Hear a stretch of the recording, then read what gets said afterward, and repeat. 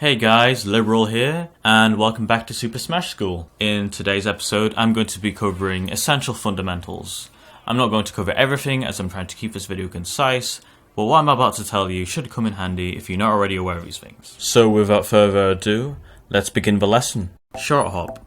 When you press the jump button normally, you'll do a high jump, but if you press it quickly and lightly, you'll do a much shorter jump. This is useful because it allows you to throw out aerials towards opponents on the ground faster, among other things. Short hopping can be done with a control stick as well, but it's much easier with the buttons.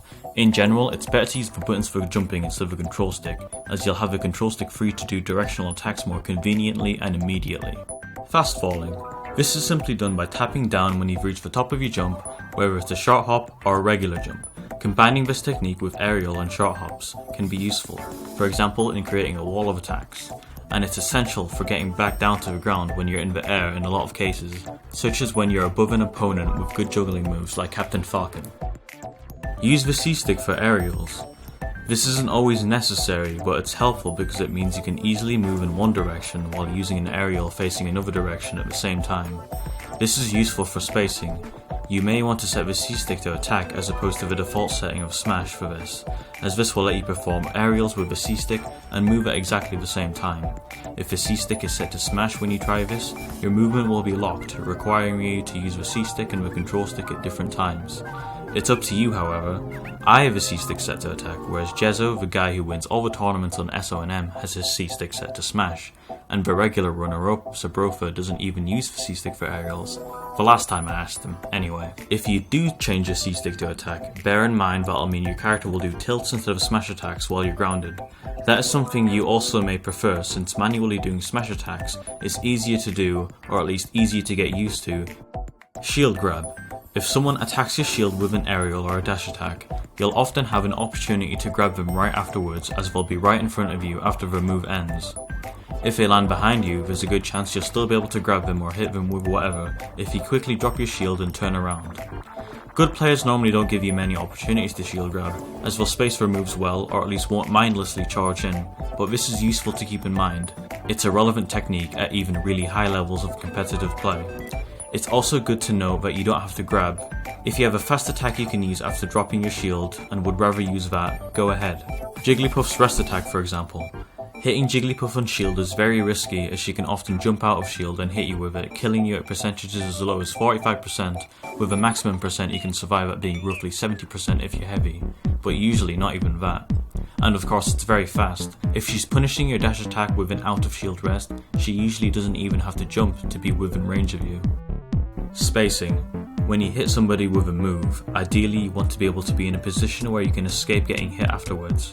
Otherwise, they'll be able to attack you straight away, or just shield the move and then do whatever they want right after. For example, hit with the outermost part of an aerial while moving backwards so that you land out of reach of an attack or a grab. This way, there's also a chance that you'll land within the aerial's auto-cancel window, which means you won't incur the landing lag you'd get normally landing with a move. But this is just an example of how you'd space the average aerial. Many, if not most aerials are inadequate for spacing.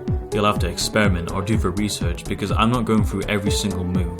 Research may sound boring, and it can be, but an entertaining way to do it would be to simply watch top professional players using the character you want to get good with and see what spacing options, or indeed any sort of options, they go for. You can of course space with projectiles as well, and that tends to be even easier. Ledge options. Jumping is probably the worst option, as it allows for little flexibility and you can be easily hit out of it if someone predicts you using it. Get up attacks, which are done by pressing the attack button, are also risky because they're slow and easily blocked and punished, and the damage you deal with them isn't really worth it. I wouldn't say never use these two options, as they can catch people off, but they're usually not the best options. It depends on what you think your opponent is going to do, or where they're standing, but rolling onto the stage, which is done by pressing the shield button, or simply getting onto the stage, which is done by pushing the control stick towards the stage, are often better options. You can also drop off the ledge by holding away from the ledge, putting you in a position to attack an opponent with an aerial if they're right by the edge. Don't overuse any single option because people will more easily predict your ledge recovery and punish you for it. When recovering, it's best to go to the stage most of the time, as it's the safest way to recover and grants you a brief moment of invincibility, but only the first time you grab the ledge. You'll only get this invincibility back from grabbing the ledge when you get back onto the stage or if you're hit by a move that deals knockback. Most moves deal knockback. An example of a move that doesn't, however, is Fox's lasers. If you knock back after using your up B recovery, you can use your up B again. Getting hit by a move that deals knockback refreshes your up B. Most people know this, but just in case you don't, it's really important to know. Techs. Pressing shield before you hit the floor after an attack in order to tech is crucial, because if you miss the tech, then you're handing your opponent a free follow-up. You can also combine the tech with movement left or right on the control stick to roll left or right after landing. If you miss the tech, you can still roll in this way or do a get up attack. Try to mix up which options you use from a tech in order to make yourself unpredictable and therefore less likely to be read. Spamming the shield button to tech won't work. There are also wall or ceiling techs, and this includes sloped surfaces like the underside of some stages. These techs are performed in the same way, shielding right before impact after an attack. In particular, teching to avoid bouncing off the underside of a stage is important, because it'll often put you in a bad spot even if your percent isn't that high. Know that aerial moves will trade with each other, so be wary if you're attacking another airborne opponent when you're at a high percent. It may be best to stay mainly grounded if you're at kill percent. Jumping and holding away on the control stick tends to be the best way to get out of combos. Air dodging is also an option, but is much less assured as you stay in roughly the same place or fall, possibly leaving you in a more vulnerable position. Some characters also have good attacks for stopping combos, such as Yoshi's neutral air, because it comes out quickly and has a large lasting hitbox. And that's it for today's episode. I hope you guys enjoyed it, and will show your appreciation by giving it a like, and if you haven't already done so, by subscribing to the SONM network for more great content.